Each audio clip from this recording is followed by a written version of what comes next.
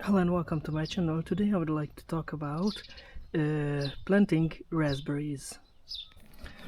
So a raspberry plant is usually sold as a bare root in Hungary, and you can see that it has this horizontally spreading root which has shoot primordia like that, those bumps, and you have to plant them very quickly to avoid drying out.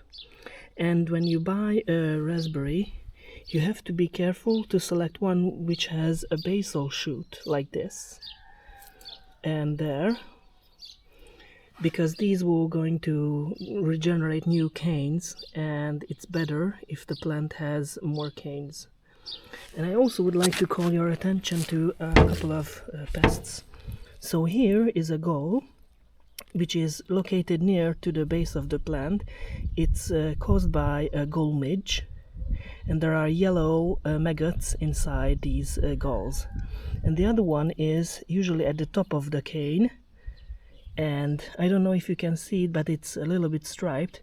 It's either caused by longhorn beetle or the egg laying of a leafhopper. Either way, you have to cut those off from the cane like this and burn them. I mean the galls, because soon they're going to release the adults, and they're going to lay eggs on the new canes, and that will be another problem. So when planting the root, it is advisable to plant them at least 5 to 10 centimeters deeper than the basal shoot. And of course, when you plant them, you have to compact the soil a little bit and give them ample water. And then usually the plants will regenerate and grow, and you're going to have nice raspberries. So there are two different types of raspberries. The first one is I would say the normal one, the common one, which is usually bears flowers on the second year cane.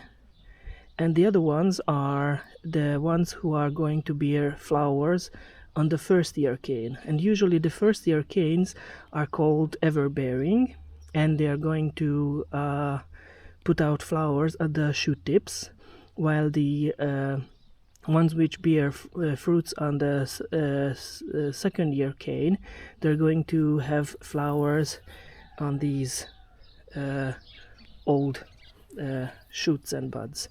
And these are usually flowering from, I believe, June, and they're going to have fruits in July. And the ever-bearing ones, if you cut them back to the soil level, they're usually going to have fruits from August and September.